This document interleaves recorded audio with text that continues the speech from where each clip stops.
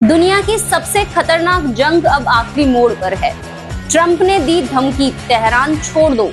Israel की मिसाइलें Iran की राजधानी पर बरसी और पाकिस्तान को पानी की मार। साथ ही प्लेन क्रैश, केदारनाथ हेलीकॉप्टर हादसा और मानसून की दस्तक। नमस्कार, मैं हूं अंशु शर्मा और आप देख रहे हैं सिजलस न्यूज, जहां हर खबर है दमदार, हर अपडेट है ताजा और हर बात है बिल्कुल सच्ची। तो तैयार हो जाइए आज की 10 धमाकेदार हेडलाइंस के लिए।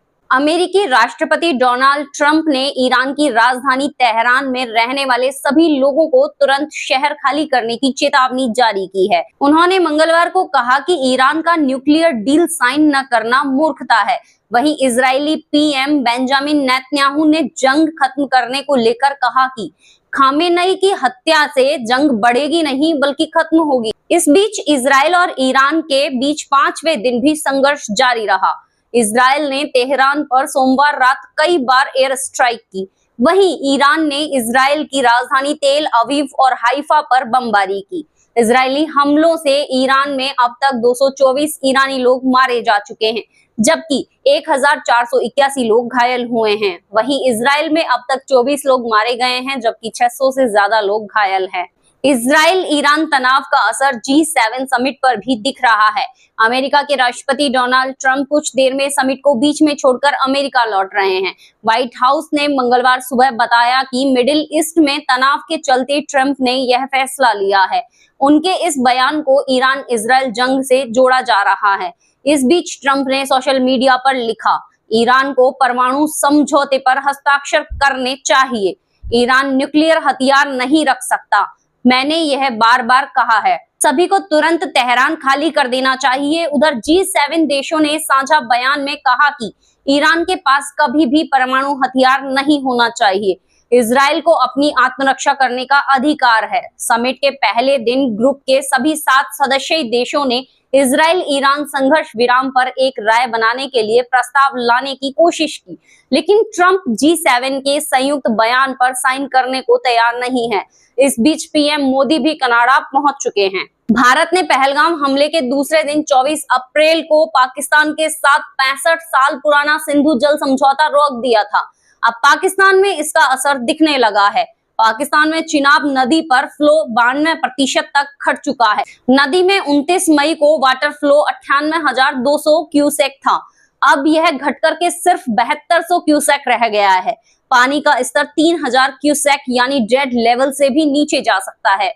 पंजाब और सिंध प्रांत के 6.5 करोड़ किसान सिंचाई के लिए चिनाब पर निर्भर हैं। पानी की कमी के चलते यहाँ की 40% से ज्यादा फसल बर्बाद होने के कगार पर है।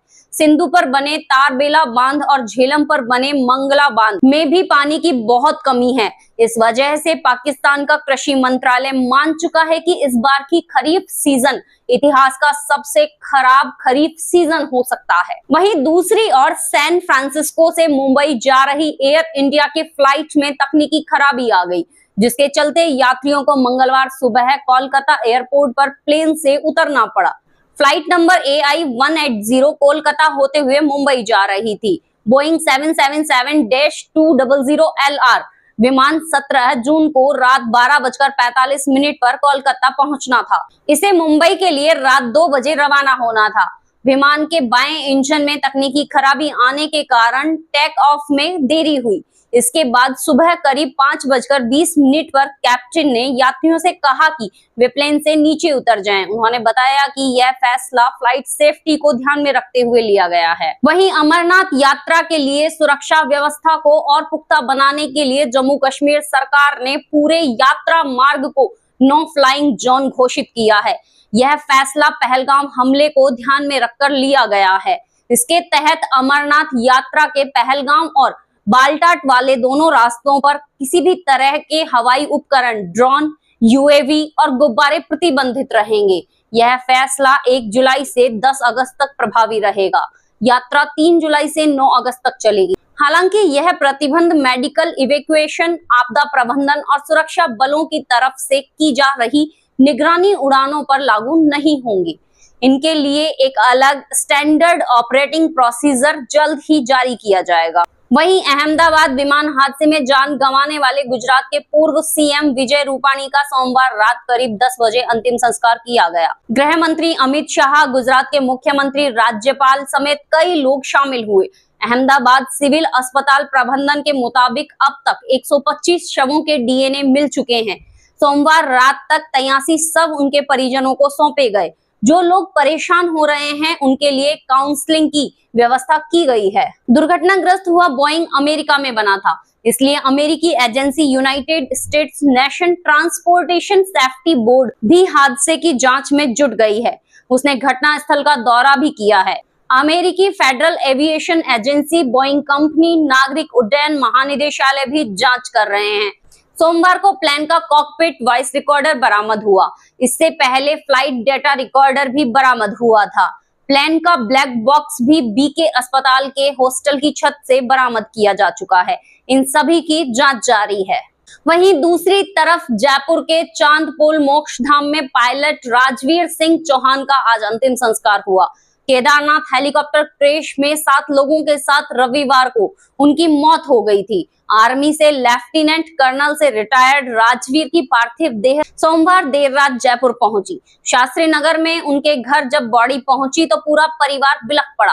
राजवीर की पत्नी दीपिका भी लेफ्टिनेंट कर्नल है। वे पति की पार्थिव देह से लिपटकर रोती रही। घर के छोटे बेटे की बॉडी देखकर बुजुर्ग माँ बाप के आंसू रुक नहीं रहे थे। वे रोते हुए बोलते रहे कि हमारा सब कुछ चला गया है। बॉडी पुरानी होने के कारण परिवार को राजवीर का चेहरा भी नहीं दिखाया गया। अंतिम यात्रा में पत्नी दीपिका आर्मी यूनिफॉर्म में पति की फोटो लेकर चली। करीब 1 घंटे बाद मोक्षधाम पहुंची अंतिम यात्रा राजवीर अमर रहे के नारों से गूंजती रही। मोक्षधाम में आर्मी के अधिकारियों ने भी उन्हें श्रद्धा सुमन अर्पित किए। पति को अंतिम विदाई देते हुए दीपिका ने उन्हें सैल्यूट भी किया। राजवीर के भतीजे ने सुबह 10:30 पर उन्हें मुखाग्नि दी। चलिए अब बढ़ते हैं मौसम से जुड़ी खबरों की ओर। राजस्थान में प्री मानसून की बारिश लगातार जारी है। अलवर में देर रात 3:30 बजे तेज बारिश के साथ बादल गरजे। दौसा और सीकर में रात में हुई बारिश के बाद सुबह सड़कों पर पानी भरा दिखा। वहीं राज्य के अधिकांश जिलों में बादल छाए हैं। मौसम विज्ञान केंद्र जयपुर ने राज्य में 20 जून तक प्री मानसून की बारिश जारी रहने की संभावना जताते हुए येलो अलर्ट जारी किया है। मंगलवार को भी 26 जिलों में येलो अलर्ट जारी किया गया है। पिछले 24 घंटों का मौसम देखें तो राज्य में तेज बारिश के कारण कई शहरों और कस्बों में सड़कों पर पानी भर गया है। मौसम में हुए इस बदलाव से राज्य के शहरों में हीट वेव और तपन से भी लोगों को राहत मिली है। सोमवार को प्रदेश के सभी शहरों में दिन का अधिकतम तापमान 32 से 39 डिग्री सेल्सियस के बीच दर्ज हुआ। सबसे ज्यादा तापमान सोमवार को बाड़मेर में 39.2 डिग्री सेल्सियस तक दर्ज हुआ, जबकि कल सबसे कम गर्मी सिरोही, अलवर और कोटा में रही, जहां अधिकतम तापमान 32.9 डिग्री और 33 डिग्री सेल्सियस दर्ज हुआ। अब बढ़ते हैं खेल जगत की ओर। न्यूजीलैंड के कप्तान सोफी डिवाइन इस साल भारत और श्रीलंका में होने वाले वनडे वर्ल्ड कप के बाद वनडे क्रिकेट से संन्यास ले लेंगी। हालांकि वह T20 इंटरनेशनल क्रिकेट में खेलती रहेंगी। सोफी ने इसकी घोषणा मंगलवार को की। 35 साल की डिवाइन ने वनडे से अपने रिटायरमेंट का ऐलान न्यूजीलैंड की 17 महिला खिलाड़ियों की सेंट्रल कॉन्ट्रैक्ट लिस्ट के आने से एक दिन पहले किया है।